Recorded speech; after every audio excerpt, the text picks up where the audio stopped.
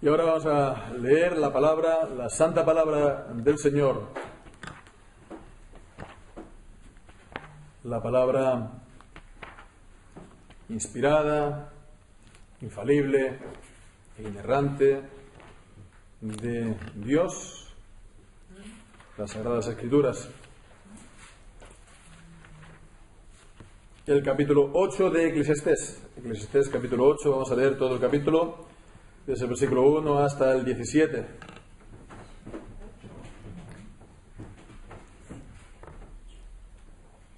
Y dice así la palabra del Señor.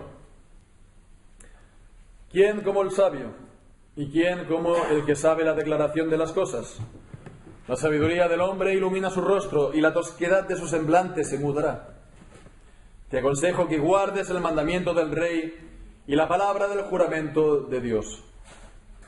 No te apresures a irte de su presencia, ni en cosa mala persistas, porque Él hará todo lo que quiere. Pues la palabra del Rey es con potestad, ¿y quién le dirá qué haces? El que guarda el mandamiento no experimentará mal, y el corazón del sabio discierne el tiempo y el juicio. Porque para todo lo que quisieres hay tiempo y juicio, porque el mal del hombre es grande sobre él, pues no sabe lo que ha de ser, y el cuándo haya de ser, ¿quién se lo enseñará? No hay hombre que tenga potestad sobre el espíritu para retener el espíritu, ni potestad sobre el día de la muerte, y no valen armas en tal guerra, ni la impiedad librará al que la posee. Todo esto he visto y he puesto mi corazón en todo lo que hay debajo del sol, debajo de todo lo que debajo del sol se hace. Hay tiempo en que el hombre se enseñorea del hombre para mal suyo. Asimismo he visto a los inicuos sepultados con honra, mas los que frecuentaban el lugar santo fueron luego puestos en olvido en la ciudad donde habían actuado con rectitud. Esto también es vanidad. Por cuando no se ejecuta luego sentencia sobre la mala obra, el corazón de los hijos de los hombres está en ellos dispuesto para hacer el mal. Aunque el pecador haga mal 100 veces y prolongue sus días, con todo yo también sé que les irá bien a los que a Dios temen, los que temen ante su presencia. Y que no les irá bien al impío, ni les serán prolongados los días, que son como sombra, por cuanto no teme delante de la presencia de Dios. Hay vanidad que se hace sobre la tierra, que hay justos a quienes sucede como si hicieran obras de impíos, y hay impíos a quienes acontece como si hicieran obras de justos. Digo que esto también es vanidad. Por tanto, alabé yo la alegría, que no tiene el hombre bien debajo del sol, sino que coma y beba y se alegre, y que esto le queda de su trabajo los días de su vida que Dios le concede debajo del sol. Yo pues dediqué mi corazón a conocer sabiduría y a ver la faena que se hace sobre la tierra, porque hay quien ni de noche ni de día ve sueño en sus ojos. Y he visto todas las obras de Dios, que el hombre no puede alcanzar la obra de debajo del sol se hace, porque por mucho que trabaje el hombre buscándola no la hallará, aunque diga el sabio que la conoce. No por eso podrá alcanzarla. Amén. El Señor bendiga su santa palabra. Semana tras semana estamos viendo este discurso del predicador, del rey Salomón.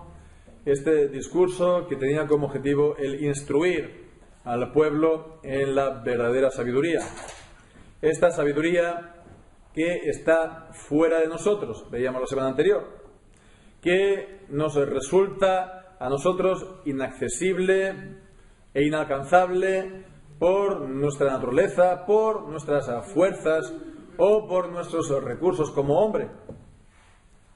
Esta sabiduría que no se puede igualar a ninguna cosa, a ningún bien en la tierra, como dice en Job, capítulo 28, que es el capítulo acerca de la sabiduría, que es mejor que las piedras preciosas y que el oro afinado. Por lo tanto, esta sabiduría que es mejor que aquello que hace a los hombres poderosos y ricos en esta vida, que es lo que hace que tengan poder. Pues que tengan pues mucho oro o mucho dinero. Bien, pues vemos en este texto que hemos leído, capítulo 8 de Eclesiastés, este texto nos habla de lo que tiene que ver de la sabiduría en las relaciones sociales. Se puede decir así, las relaciones sociales, y en particular con los poderosos. En el capítulo, en los versículos del 2 al 4, está hablando directamente ya del rey, ¿no? De estar en la presencia del rey, etcétera, etcétera. Pero en general es un poco, pues, todo el capítulo, ¿no? Está un poco con este sentido de estar ante los poderosos, el rey. Y bien, alguien podría decir que esto para nosotros tiene poca importancia, ¿no? Porque, bueno, ¿quién de vosotros ha estado ante los reyes, ¿no? O incluso ante el alcalde de nuestro pueblo o ciudad, ¿no? Alguien pues puede decir, no, mira, total, yo no voy a estar nunca ni con el rey, ni con el presidente, ni nada parecido, por lo tanto, pues, ¿de qué me sirve a mí esto?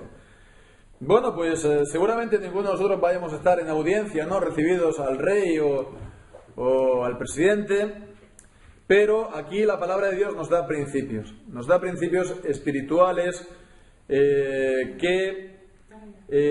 principios acerca de la vida en general. Aunque no vayamos a estar recibidos en audiencia, la palabra de Dios nos está dando aquí una enseñanza, y si la palabra de Dios nos habla acerca de unas actitudes o unas acciones que hemos de velar en caso de estar ante los reyes, es porque estas actitudes, estas acciones nos va a influir, nos ha de influir nuestro carácter, ha de moldear nuestra manera de ser, nuestras acciones en la vida en general, en la vida en sociedad en general y en particular con los poderosos.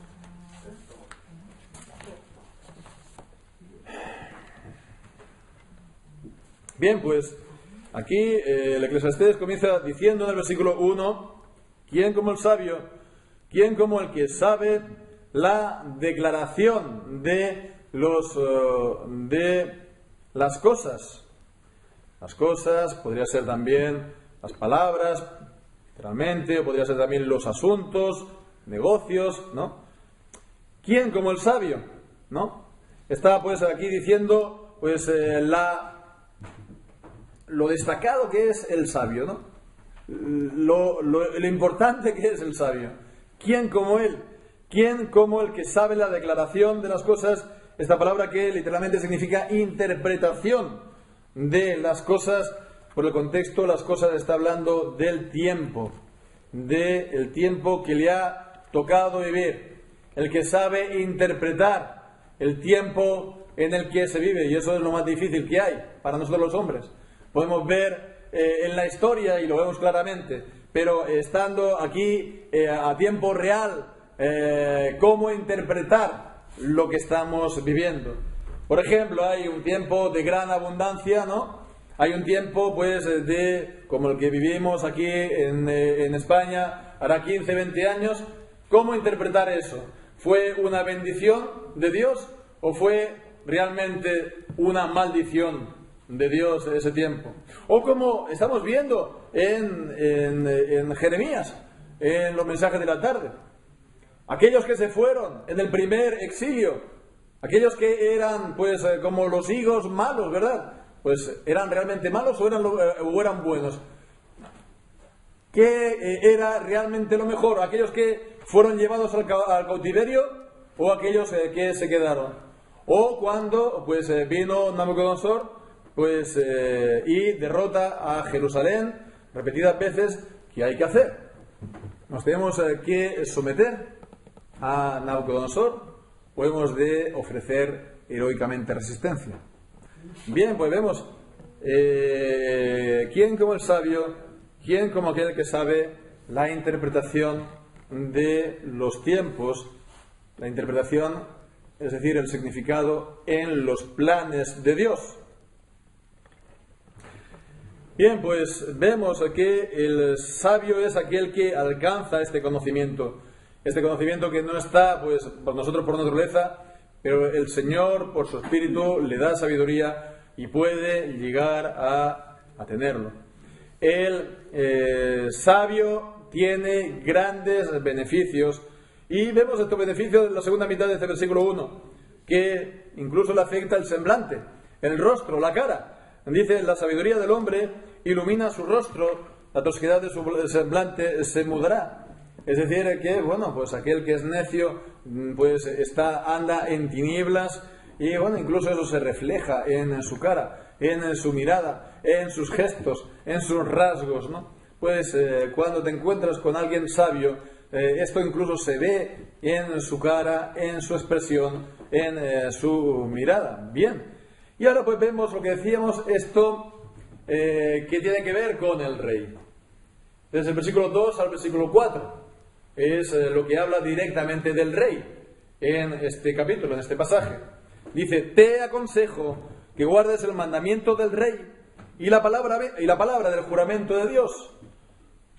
Puedes señalar que, bueno, realmente en el original no está la palabra consejo y que, bueno, es... en vez de que guardes, ¿no? Es un mandamiento, ¿no? Literalmente sería yo guarda el mandamiento de Dios, aunque falta el verbo, pero es una manera normal en hebreo. Entonces es fuerte, tiene insistencia, guarda el mandamiento de Dios. Guarda el mandamiento de Dios, y la palabra del juramento de Dios, es decir, el juramento que haces, ¿no? De serle fiel al rey, ¿no? Se jura por el nombre de Dios, ante Dios. Bien, pues entonces la palabra del juramento de ser fiel al rey. Las autoridades menores, inferiores, ¿no? Normalmente lo hacen por el juramento que se hacía a los reyes. Hoy en día, pues el juramento que se hace de acatar la Constitución, etcétera, etcétera. Bueno, pues dice, te aconsejo, yo guarda el mandamiento del rey y la palabra del juramento de Dios. Y a continuación del versículo 3 leemos, pues, vemos que aquí, versículo 2 antes, está hablando entonces de la obediencia al rey y de la fidelidad. Obediencia y fidelidad al rey o a las autoridades. Ya veremos. Y decíamos entonces el versículo 3, no te apresures a irte de su presencia, ni en cosa mala persistas, porque él hará todo lo que quiere. Bien, esta expresión, no te apresures a irte de su presencia, sobre todo esta primera, aunque también la segunda, ni en cosas malas persistas, es una expresión un poco abierta en cuanto a significado. Entonces, algunos lo entienden de una manera, otros de otra. Cuando dice irte de su presencia, ¿está hablando de rebelarse? ¿O está, pues, de que abandona su presencia porque él no hace lo que tú pues esperas, o porque no has hallado gracia ante él? Cuando dice la cosa mala persistas, está hablando de una cosa mala en un sentido moral, o también hay algunos que dicen pues que no te hagas defensores de causas perdidas, ¿no? Que te pueda contrariar delante del rey. Vemos, ¿no?, que hay distintas pues interpretaciones, porque el significado está, bueno, la frase un poco en principio abierta, pero voy a decir lo que sinceramente creo que es lo que nos dice aquí el texto cuando dice no te apresures a irte de su presencia. Es decir, está ya delante del rey, ha logrado tener acceso delante del rey, y por lo tanto, si has logrado tener acceso delante del rey, no te vayas rápidamente. Es decir, si has llegado a tener ese acceso, manténlo, no lo pierdas. Si has logrado ese, digamos, poder tener hablarle, tener esa influencia, se puede decir, ¿no? Pues no perderlo, mantenerlo. No te vayas, no dimitas, o no hagas que te dimitan, ¿no? No hagas que te digan tú vete ya de aquí. Entonces, mantener esa posición si la has conseguido. Y en cuanto a la cosa mala, no creo que aquí esté hablando en un sentido moral, sino aquello que es contrario, malo a los ojos del rey. Porque vemos el contexto, porque él hará todo lo que quiere. Todo lo que él quiere. Por lo tanto, aquí está hablando de soberanía.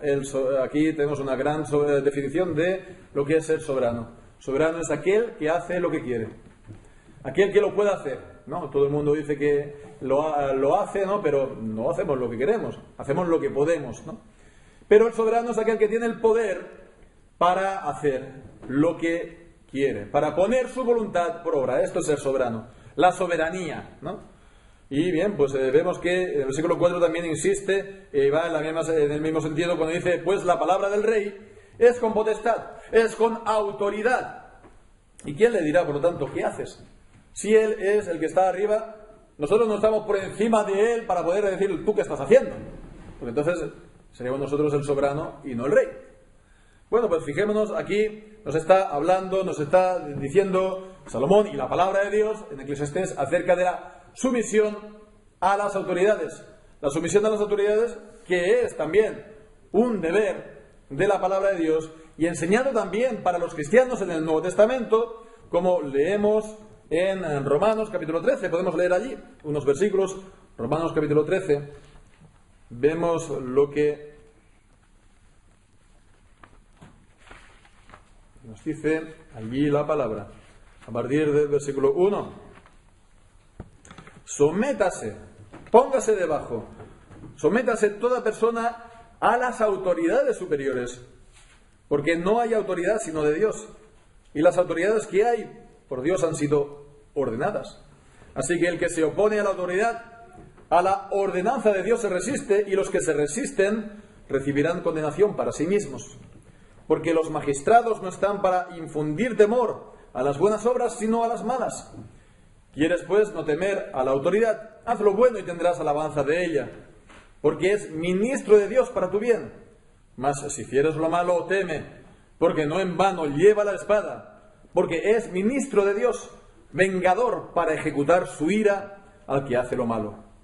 Por lo cual es necesario que le estéis sujetos, no solamente por la ira, sino también por la conciencia. Porque por esto mismo también pagáis los tributos, porque son ministros de Dios que sirven a esto mismo. Pagad pues a todos lo que se les debe. Al que tributo, tributo.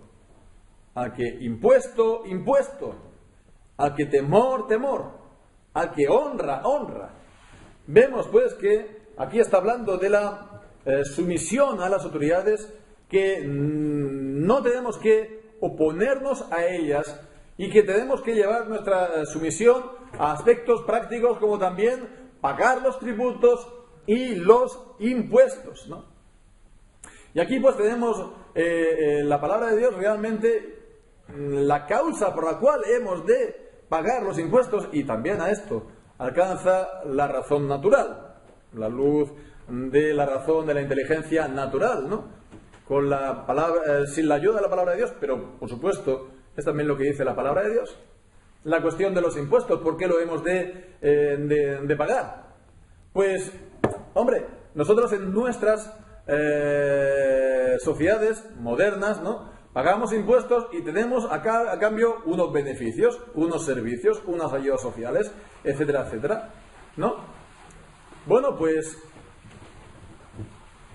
en la mentalidad de hoy en día tenemos que pagar estos impuestos porque recibimos a cambio esto otro. Bueno, pues en realidad no es esta la base última o primera por la cual tenemos que pagar los impuestos, porque muy bien alguien podría decir, va, pues entonces que se quiten aquí las ayudas, que se quiten aquí todas las cosas y no pagamos impuestos, ¿no? Pero vemos que la cuestión última no es esta. La cuestión última es que el cobrar los impuestos, exigir unos impuestos, es una cuestión de soberanía, es una cuestión de potestad, es una cuestión, sí, de soberanía de las autoridades, ¿no? En el antiguo régimen y hoy también piden pues una serie de impuestos a la gente porque tienen la potestad, el poder y la autoridad para hacerlos, ¿no? independientemente de que sean pues muchos o pocos o nos parezcan así, o que nos den contraprestaciones a nosotros, muchas o pocas, o nos parezcan así. Es una cuestión de soberanía. Y aquí pues está diciendo en Romanos 13, pues pagad a todos los que se les debe. Tributo, tributo, impuesto, impuesto, temor, temor, honra, honra. Hemos, por lo tanto, de someternos a las autoridades. Dice Pablo en Romanos 13, pues por causa de la conciencia, pero también pues por causa del temor, ¿no? Porque ellos tienen también el poder para castigar, ¿no? Entonces dice que, versículo 5, es necesario que les estéis sujetos no solamente por la ira, sino también por la conciencia. El Señor, Dios, es el Señor de la conciencia, por lo tanto, esta sumisión a las autoridades es también por causa de la obediencia a Dios, por el servicio a Dios. Y bueno, pues la sumisión a las autoridades está basado en el decálogo, en los 10 mandamientos. Está basado principalmente, como enseña pues los catecismos mayor y menor de Westminster, del quinto mandamiento. El quinto mandamiento del decálogo lo conocemos, nos acordamos: honra a tu padre y a tu madre. Es, por lo tanto, un mandamiento, ¿sí?, de que los hijos pues obedezcan y honren a los padres, pero pues por extensión el mismo principio es también que hemos de estar honrando a las autoridades. La autoridad en la familia son los padres, pues las autoridades también fuera de la familia, en la sociedad, a los superiores. Vemos, ¿no? Este mandamiento, que es el primer mandamiento con promesa, nos dice Pablo en Efesios: honra a tu padre y tu madre para que tus días se alarguen sobre la tierra y te vaya bien. Y te vaya bien. Entonces vemos, hemos de obedecer a los padres, a los superiores, a las autoridades, ¿no? Pues por la conciencia. Y también está esta promesa: para que te vaya bien. Por lo tanto, es también en nuestro propio beneficio. Es en nuestro propio beneficio. No hemos, por lo tanto, de apelar al egoísmo, ¿no? Hemos de hacer las cosas para que te vaya bien, pero ya solamente porque Dios lo dice lo tenemos que hacer. Pero es que además, al hacerlo, haciéndolo, nos va a ir bien. Es en nuestro propio beneficio el hacerlo. Y volviendo aquí a Eclesiastés, pues nos confirma esto. Dice: el que guarda el mandamiento no experimentará mal. Porque el rey y las autoridades tienen pues esto, que tienen el poder de podernos complicar la vida. No experimentará mal, y el corazón del sabio discierne el tiempo y el juicio. Vemos entonces esta segunda parte del versículo 5, está haciendo esta reflexión acerca del tiempo.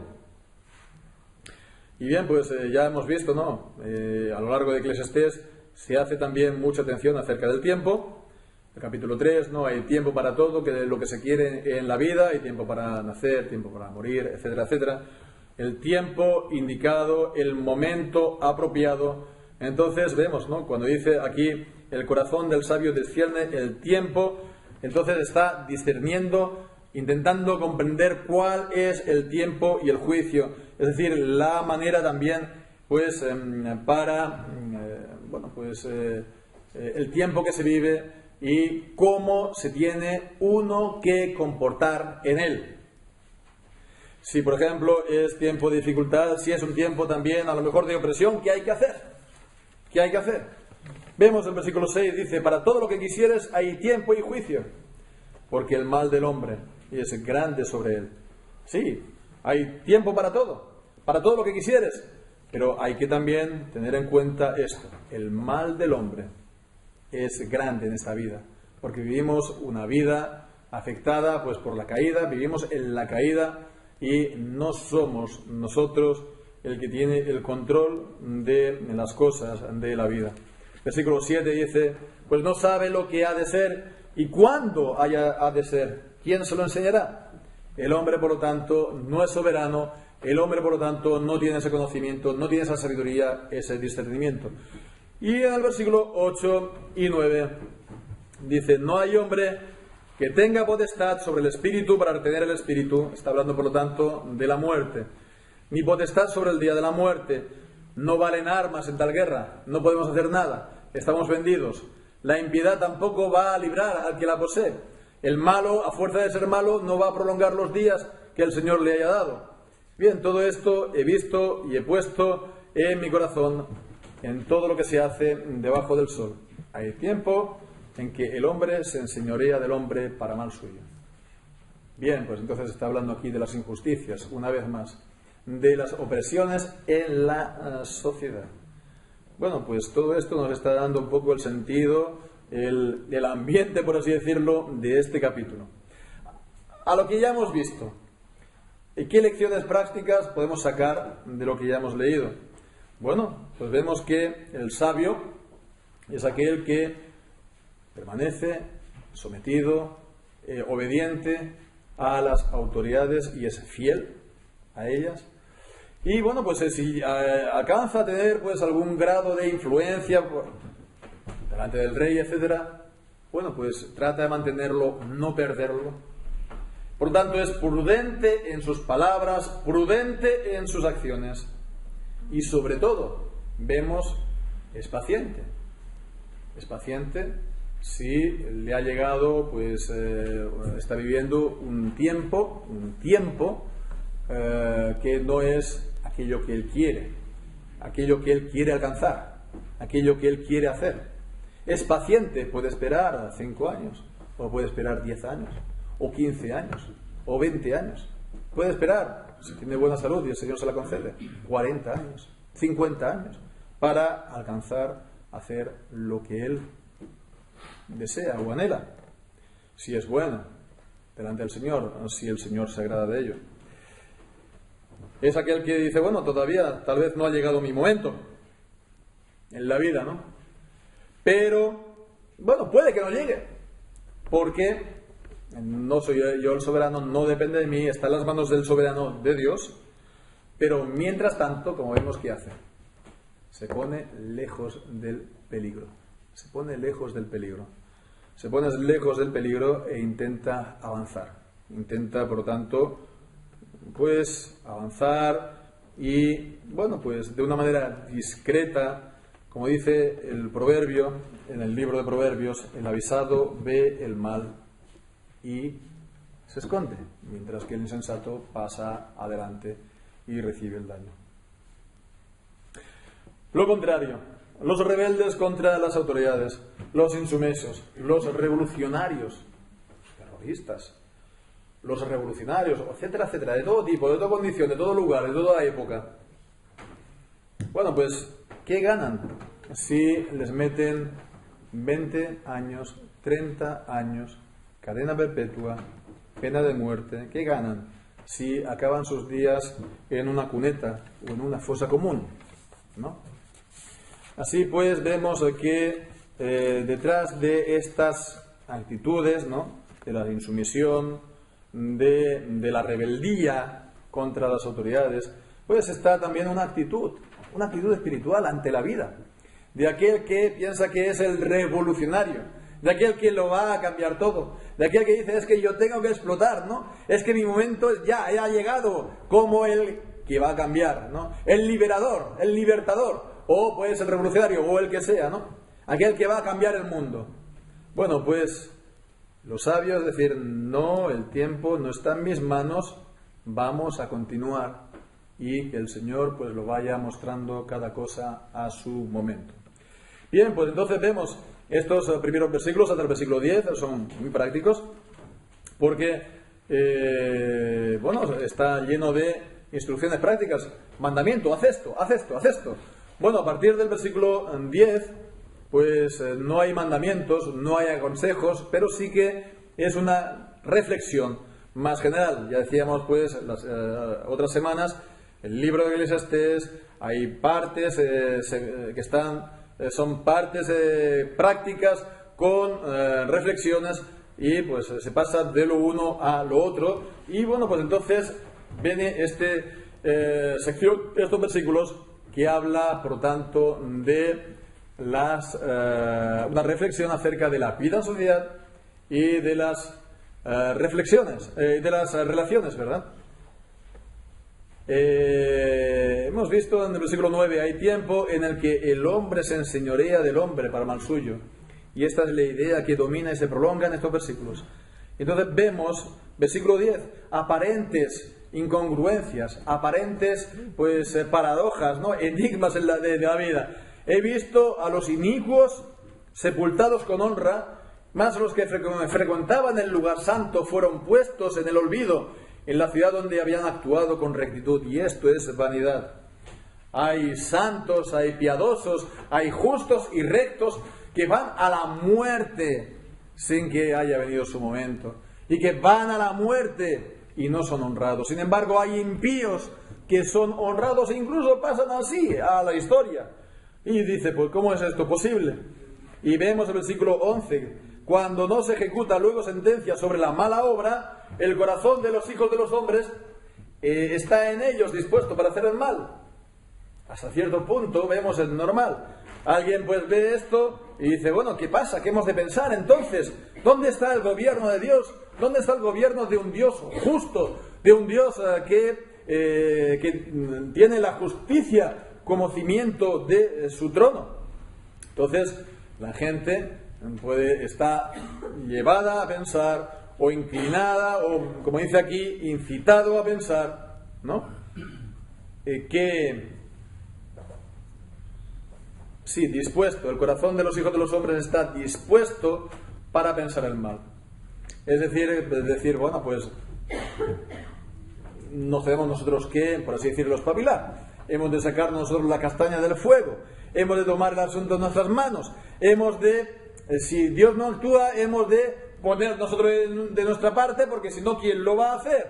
Bien, pues fijémonos, ¿no? A todo y con eso. Esta es lo que vemos a veces, ¿no? Estas grandes paradojas y enigmas, pero el versículo 12 y 13, que es la clave, es el pensamiento central de este capítulo. Aunque el pecador haga mal 100 veces y prolongue sus días, con todo yo también sé que les irá bien a los que a Dios temen, los que temen en su presencia, y que no les irá mal al impío, ni les serán prolongados los días que son como sombra. Por tanto, no teme delante de la presencia de Dios. Y esto, por lo tanto, es una declaración de fe. Veo lo que hay aquí en el mundo, pero sin embargo sé que aunque viva 100 veces 2 veces 100 años, aunque viva mucho y tenga mucho poder y mucha honra, al final no les irá bien. Al final les va a ir bien a los que temen a Dios y a su descendencia, porque temen a Dios y sirven a Dios, y el Señor es galardonador de los que lo temen y de los que lo sirven. Aunque no lo veamos, las cosas, aunque no sean evidentes, aunque sea un poco como la niebla de la mañana, que no haya una forma muy definidas, pero Dios ve las cosas. Y aquel que conoce a Dios, que sabe que Dios es justo y que no puede pasar por alto estas cosas, pues va a decir sí, amén. Entonces vemos que esto es la fe, y esto es el lenguaje de la fe. La fe pues no se guía por lo que uno ve, no andamos por vista, sino por fe. O como dice también en Hebreos capítulo 11, ahí nos da pues el pasaje que nos dice acerca de la fe. Es pues fe la sustancia de lo que se espera, la demostración de lo que no se ve. No se ve, pero se es seguro, porque Dios pues nos lo ha hecho pues creer firmemente, confiar en ello, y Dios es verídico, Dios es veraz, Dios no es hombre para que mienta. Por lo tanto, yo sé que a los impíos no les irá bien ni prolongarán sus días, y sin embargo a los que temen a Dios sí que les irá bien. Y el versículo 14 vemos que lo que decimos, ¿no? Se insiste acerca de esto, pues que puede, sí, que ocurre esto, ¿no? Que hay justos a quienes sucede como si hicieran obras de impíos, y hay impíos a quienes acontece como si hicieran obras de justos. Digo que esto también es vanidad, la vanidad del mundo caído. Esto ocurre en este mundo caído que Dios gobierna y está cumpliendo su propósito en él. Por lo tanto, vemos en este mundo en el que hay todavía mal, en el que hay todavía injusticia, opresión, etcétera, pues vemos, versículo 15 dice: por lo tanto, alabé yo la alegría, que no tiene hombre bien debajo del sol, sino que coma y beba y se alegre, y que esto es lo que le quede de su trabajo. Cuando dice el versículo 1, ¿cuál es el provecho? ¿Qué es el provecho que tiene el hombre de todos sus días de su trabajo? Es la misma raíz, la misma idea. Esto es lo que le queda de su trabajo. Lo que le queda de su trabajo es lo que pueda, el bien que pueda gozar. La alegría, pues, de comer, beber. Esto no está aquí hablando de el hedonismo, una actitud, bueno, pues la vida no tiene sentido, comamos, bebamos y pues disfrutemos de las cañas ahora en verano y de las terracitas y de los placeres de la vida, ¿no? No es esto, sino la idea es que, no vas a poder arreglar estas cosas, no vas a arreglar el mundo, estas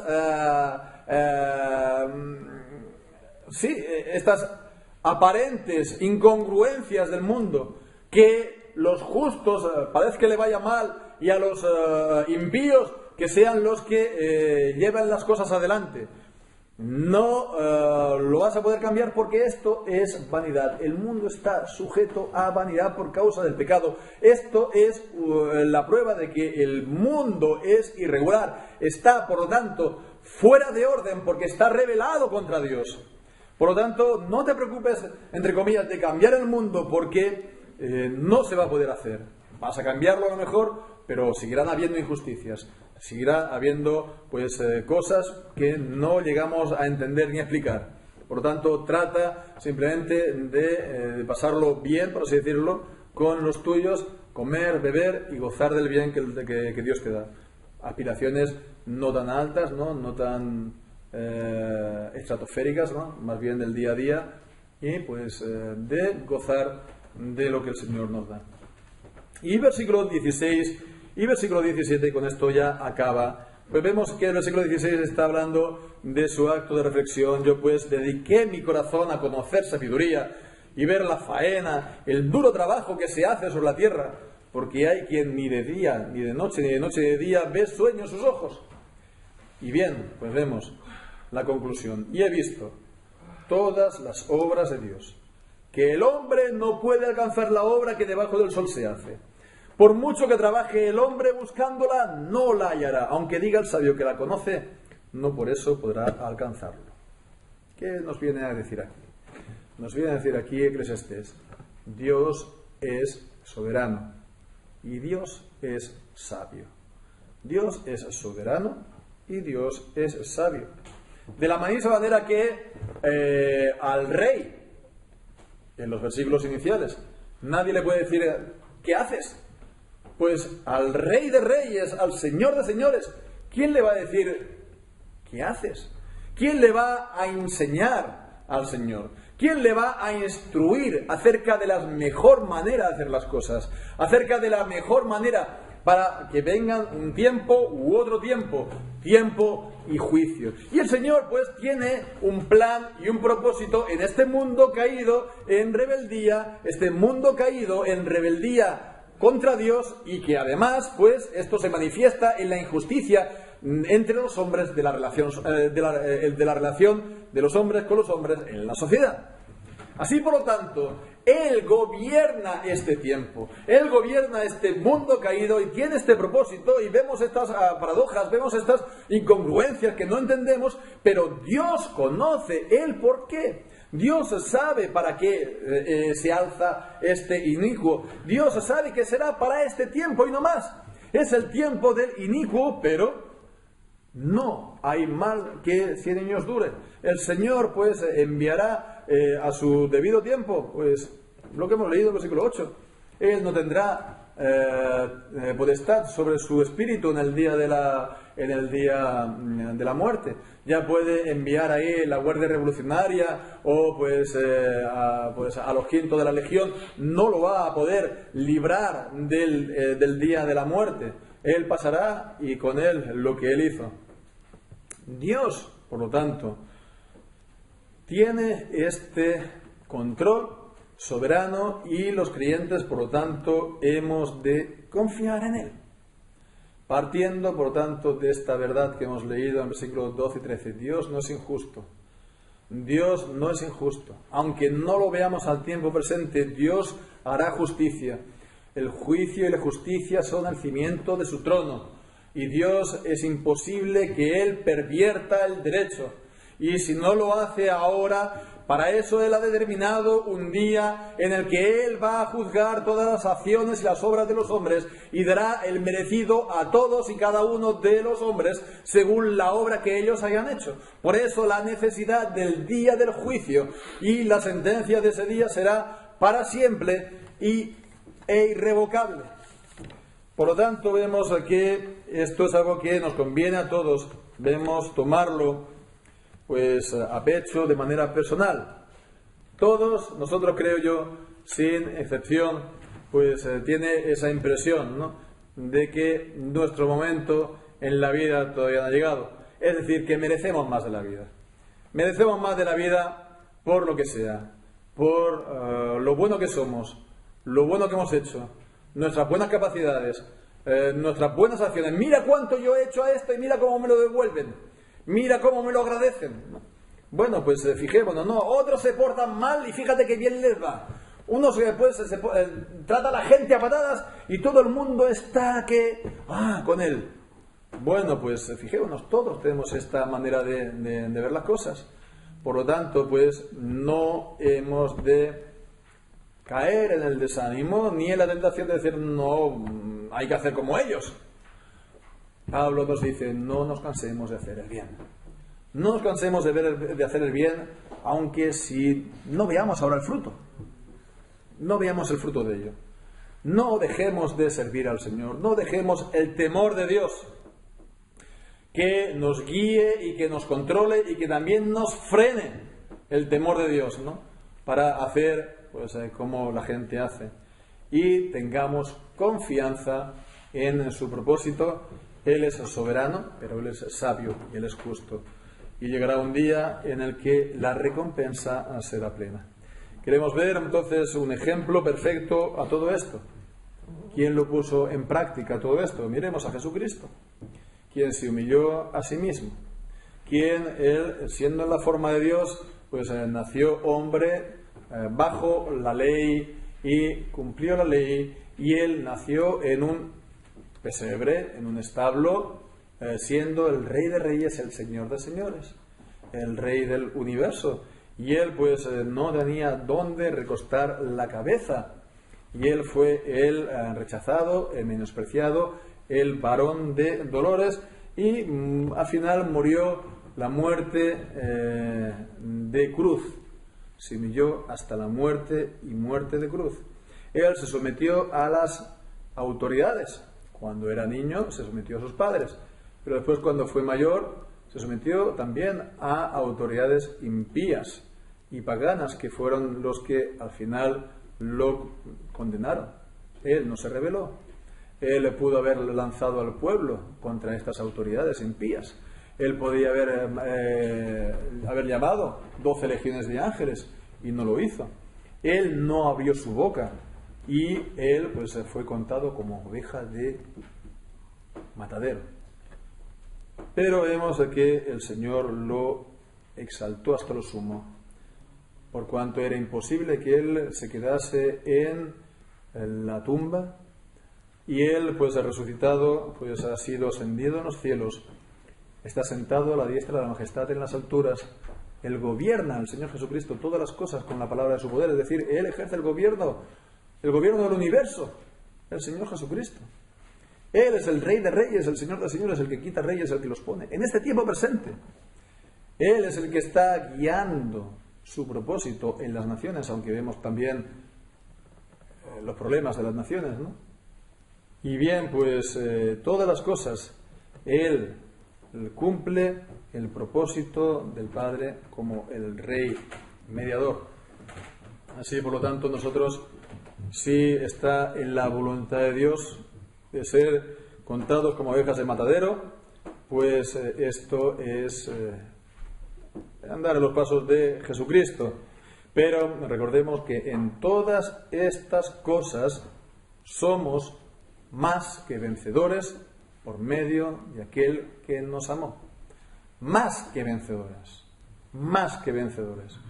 Cristo ha vencido y en Él somos victoriosos de todas estas cosas, y el Señor pues nos va a coronar de gloria y honra en Jesucristo cuando estemos en su presencia.